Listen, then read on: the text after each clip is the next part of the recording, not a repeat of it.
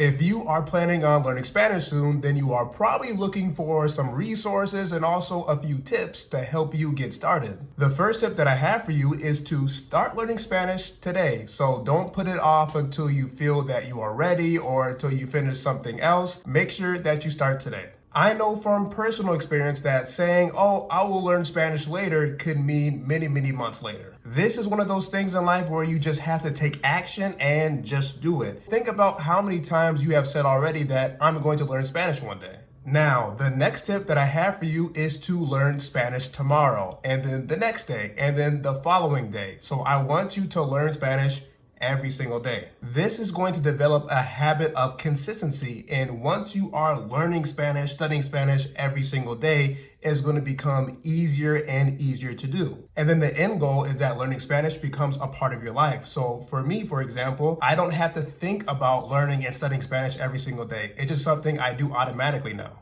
All right, now on to the resources. And the first one that I have for you is a Spanish dictionary, one of the most simple and easiest ways to learn a new word in Spanish. Have you ever wondered what margarita means in Spanish? Margarita means daisy, and I think that is incredibly funny because I grew up hearing this word over and over again, but I never knew what it meant until a few weeks ago when I looked it up. When you have learned a lot of Spanish vocabulary and you would like to challenge yourself, you should get a dictionary like this one here, the Lengua Española. So this one does not have any English translation at all. So you have the Spanish word and then you just have the Spanish explanation. Buzo in Spanish means hombre que trabaja bajo el agua. I didn't know that one. I also recommend that you get a Spanish grammar book and a Spanish verb conjugation book. Now, the biggest tip that I have for these is that you don't just study the rules for each of those books or that are in those books every single day and just try to memorize all of them and try to learn them as fast as possible. Because when it comes to verb conjugations and Spanish grammar rules, they are very complex things to learn. And it's very difficult for our brains to just memorize these types of things. And the other challenging part of this is that when we are learning Spanish, it's not enough just to have this knowledge of rules, right? But we have to be able to actually apply these rules when we are communicating with Spanish speakers. So please don't stress yourself out. Don't be super overwhelmed because you see how much there is to learn, because you will learn all these rules and things like that over time, especially with these other resources that I'll be talking about throughout this video. If you don't like using physical books like those, you can always use a website like SpanishDictionary.com. And it is an online Spanish dictionary that has translation. It also has verb conjugations. There are also many examples for the different words and phrases that you look up. You can click a button so you can hear the words and phrases as well. One thing to keep in mind when you are using Spanish dictionary is that it's not the best at translating slang terms and phrases. So you are going to have to ask your native Spanish-speaking friends about those ones. Books in Spanish. Reading is a great way to learn the Spanish language. Of course, as a beginner Spanish learner, you may be concerned that, okay, well, I'm not going to be able to comprehend anything because I lack a lot of vocabulary. And that is very understandable and is also okay. This is another big reason why I give that advice about learning and studying Spanish every single day, because you're going to be able to understand more and more of a book that you are reading as you are learning new vocabulary every single day. But if you compare that to yourself, if you are only learning Spanish, let's say once every single month, then you aren't going to be able to comprehend as fast. Once you have learned some basic pronunciation rules in Spanish and you're able to start sounding out some words in Spanish, I highly recommend that you read out loud. I do this so I can improve my pronunciation skills and I also work on expressing myself as well. So almost like I'm reading a script and I'm an actor. I also like to read out loud so I can develop my accent in Spanish. Grupo de los 30 a 40 ordeno una voz y chillona. So that's also what I do as well when I'm reading. If I mess up like I just did, I will repeat that same word over and over again. Chillona, chillona. Okay, una voz chillona de mujer en el aparato. Grupo de los 30 a 40, preparos para la clase. Think of books as movies and TV shows. So usually at the beginning of a movie or a TV show, you don't really understand what is going on, maybe until the middle of that TV show or movie, or actually until the end. There are many Spanish learners, including myself, throughout my Spanish learning journey that stress out way too much about lack of comprehension when they are reading in Spanish. But sometimes it's not always about just how much vocabulary that you know, but it's about piecing the puzzle together. You have to understand what the characters' roles are in the book or the movie or the TV show. And then as well, you have to know a little bit about the plot. You have to know a little bit about their personalities. And especially when it comes to different genres of books, right? Different genres can have different writing styles, and the same thing with authors. If you're not ready to start reading books that were written for native Spanish speakers, then you can start with reading short stories. So there are many free ones that you can find online. As well, there are some graded readers as well. So this one right here is Short Stories in Spanish for Beginners. And this one is a similar book, but it is written for intermediate Spanish learners. I'll have those linked down in the description box below so you can check them out. I listen to music in Spanish every single day. It's such a natural and fun way of learning the Spanish language. You can learn new vocabulary, you can learn a lot about the culture of a Spanish-speaking country,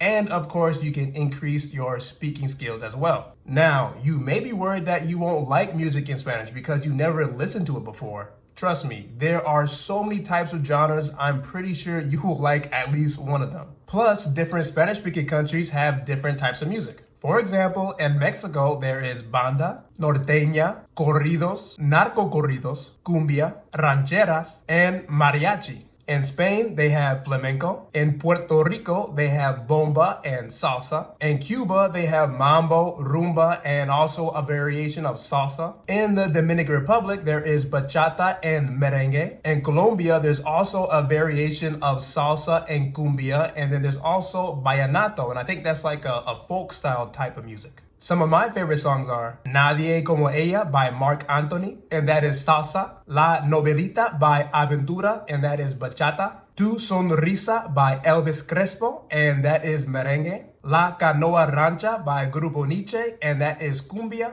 And La Boda del Huitlacoche by Karim Leon, and I think this is banda. When you are listening to music in Spanish, there are plenty of things that you can do. So you can just read the lyrics while you are listening, or you could be singing along. As well, you could print out the lyrics, but take out some of the words and then listen to the song and then try to figure out what those missing words would be. You can try to memorize the song. Make sure that you read the titles of the song and try to connect them to the rest of the lyrics of the song. So this is something that I didn't do. I know it's very simple, but I would just, listen to the music and not really pay attention to the title. But the title can actually help you figure out what is going on in the song. Songs like Se te nota, Vete y alejate de mí, Llorarás, and Ven devorarme otra vez. This word is always very difficult for me to say.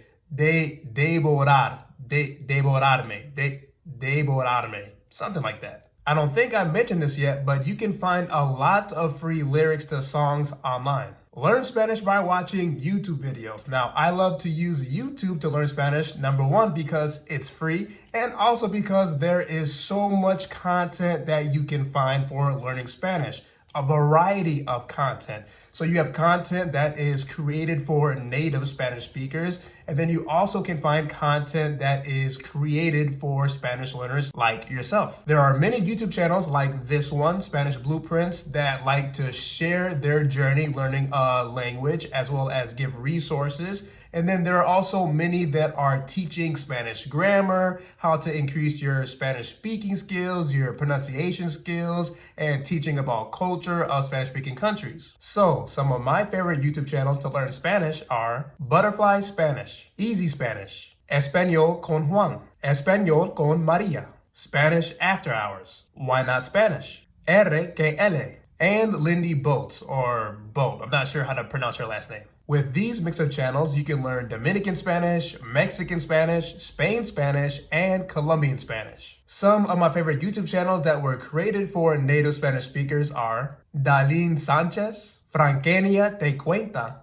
Toby Dominicano, Cocina con Adela, Noticias Telemundo, and Gabriel Herrera.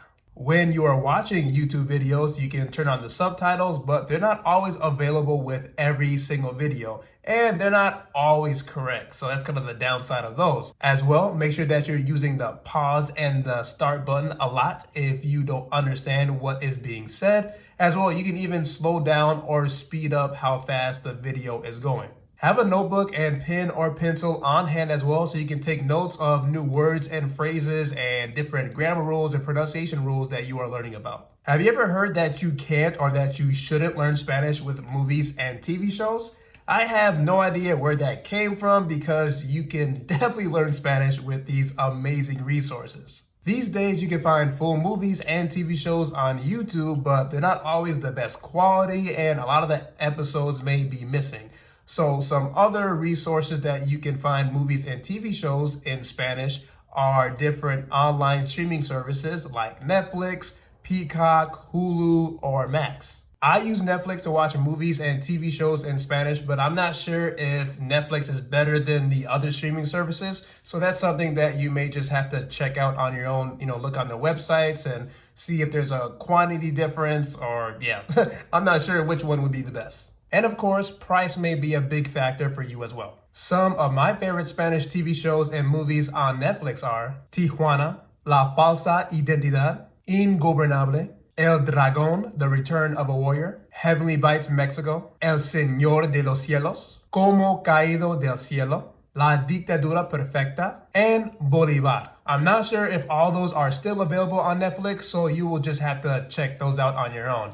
As well, another TV show that I like that I did not find on Netflix is called Teresa. When you are watching your Spanish movies and TV shows on Netflix, you can turn on subtitles, and these subtitles can be in English or they can be in Spanish. So one of my biggest tips for this is that you want to eventually get to the point where you are listening in Spanish, then you also have the Spanish subtitles on. So I say this because it's really going to help you to just mainly think in Spanish, and it's going to help you to not translate back to English because you're listening in Spanish and then you are seeing the Spanish as well. You're reading the Spanish. So your mind is just really focused on Spanish versus if you had the English subtitles on, right, while you are listening to Spanish, then your brain is going to be thinking more on the English side. Or that's how I think it works. As well, I highly recommend that you take off the subtitles completely and you just listen in Spanish. Now, I recommend that you do that even if today is your first day in Spanish. And the reason for this is because the point is not that you understand everything or that you understand even 10%, but is that you are getting your ears adapted to the Spanish language. You are just listening to see how it sounds, as well as basically mimicking, I would say, a real life interaction. Because if you are having a conversation or you are listening to a conversation in Spanish in person and you're a complete beginner, there are many things that you are not going to understand at all. So it's really just kind of getting you prepared for those situations so you can feel comfortable in those situations. In addition to turning on the subtitles, you can always stop and then rewind what you are watching and even slow down the speed as well. I love doing a lot of shadowing when I am watching my Spanish movies and TV shows. So that basically is just, listening to someone speak and then I'm repeating what they are saying. And when I'm doing that, I'm trying to copy exactly what they are doing. So if they are moving their hands around, then I will do that too. If they're making a lot of facial expressions, then I will copy that as well. Spanish podcasts. I love listening to podcasts in Spanish because I can listen to these podcasts basically wherever I'm at throughout the day. So that is very convenient. As well, there is a variety of content. So very similar to YouTube channels. So there are some podcasts that are created by teachers that are designed or that are created for Spanish learners. And then there are also podcasts that were created by native Spanish speakers that are targeted towards a native Spanish speaking audience. Some podcasts that I love that were created for Spanish learners are Doorway to Mexico, Coffee Break Spanish, the How To Spanish Podcast, Un Día en Español, and the Duolingo Podcast. Now, some Spanish podcasts that were created for native Spanish speakers are Cultura, Alofoque, Hablemos de Comida, and Contra Poder con Jorge Ramos. On Spotify, when you are listening to some of these podcasts, if you just scroll down, you'll be able to see a transcript of what you are listening to. Now, let's talk about some more applications and platforms that you can use to learn Spanish. One of them is Instagram. And I know this is not technically an application that is dedicated to learning a new language, but you can definitely use it to learn Spanish. And you can find content that is created for Spanish learners and also for native Spanish speakers.